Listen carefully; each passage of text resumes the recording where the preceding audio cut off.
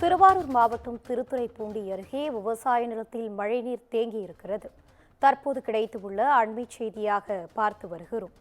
சேதமடைந்த பயிர்களை கணக்கிட்டு உரிய இழப்பீடு வழங்க அரசுக்கு விவசாயிகள் கோரிக்கை விடுத்துள்ளனர். தற்போது கிடைத்துள்ள அண்மை செய்தியாக பார்த்து வருகிறோம். திருவாரூர் மாவட்டம் திருத்துறைப்பூண்டி அருகே விவசாய நிலத்தில் தேங்கிய மழைநீரால் விவசாயிகள் வேதனை அறிவித்து வருகின்றனர். 10 நாட்கள் ஆகியும் வடியாத மழை நீரால் நெற்பயிர்கள் அழுகியதாக விவசாயிகள் வேதனை தெரிவித்து வருகின்றனர். அண்மை செய்தியாக பார்த்து வருகிறோம்.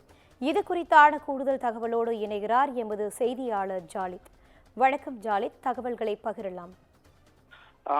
வணக்கம் வினிதா. திருவாரூர் மாவட்டத்தை பொறுத்தளவு பெருமளவில் பாத்தீங்கன்னா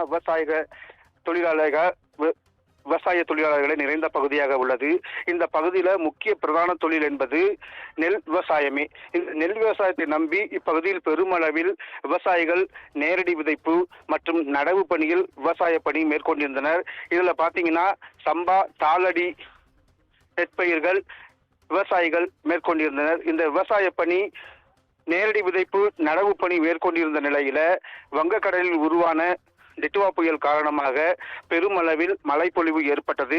இதன் காரணமாக திருத்துறைப்பூண்டி சுற்றுவட்டார பகுதிகள் முழுவதும் உள்ள அனைத்து விளைநிலங்களிலும் விவசாயம் செய்யப்பட்டிருந்த அனைத்து விளைநிலங்கள் முழுவதும் மழைநீர் சூழ்ந்தது. இதன் காரணமாக கடந்த 20 நாட்களுக்கு மேலாக மழைநீர் வடியாமல் முற்றிலுமாக அப்பகுதி முழுவதும் கடல் போன்று காட்சியளித்தது.